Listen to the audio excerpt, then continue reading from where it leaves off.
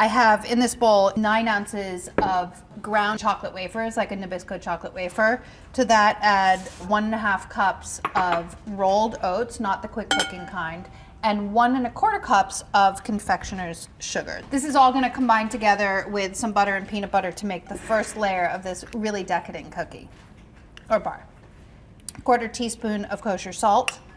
You can mix that together just briefly. And then in this pot, I have a stick plus 2 tablespoons of unsalted butter.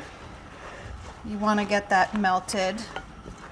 And in this bowl, I have a cup of crunchy peanut butter and 3/4 cup of smooth peanut butter. When your butter is melted, you can whisk both of the peanut butters into the butter mixture so it melts down.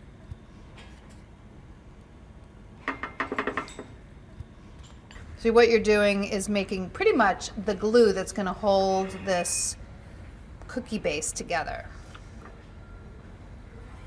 Once everything is fully melted, you just pour the whole thing into your cookie mixture and scrape, make sure that you get all of it.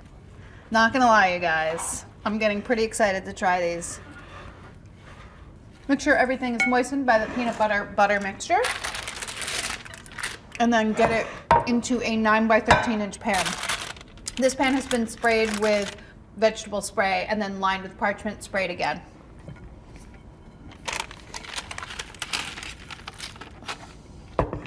Then you want to press it evenly into the bottom, making a nice firm crust. You can use the bottom of a measuring cup.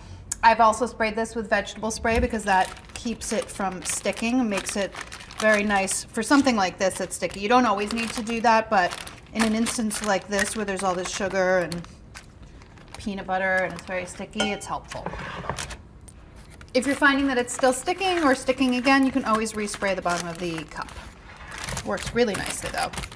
And then all you need to do really is get this chilled before you move on to the next step, which is coating it in chocolate. So get this into the refrigerator just until it's set, at least 30 minutes, but you know, you can do this a day ahead if you wanted to. After it's refrigerated, nice and cold, you're gonna want to coat it in chocolate. This is 10 ounces of semi-sweet chocolate that's melted. You can do it in the microwave.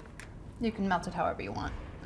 It'll probably set pretty quickly because your mixture is cold, so spread it out nice and evenly. Your small offset spatulas are great for getting into every little crevice. All right, that's it. This just has to set. That should only take like 10 minutes, but you can leave it in the refrigerator again up to overnight. This semi-sweet chocolate is set, and then the last step is to drizzle some more smooth peanut butter, about 3 tablespoons, over the melted chocolate. This gives a visual indicator of what's inside, what treats are to come. And then this is milk chocolate. So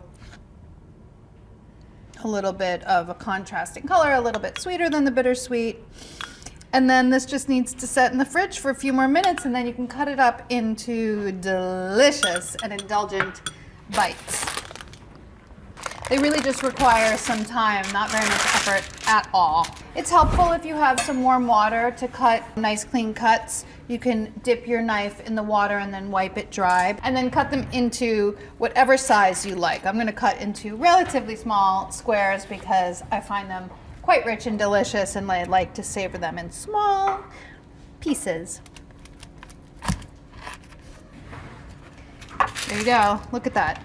You have the oat chocolate cookie layer, the chocolate layer, and then a little drizzle of extra peanut butter on top, just for good measure. I think you guys are really gonna love this one. Super easy, delicious treat.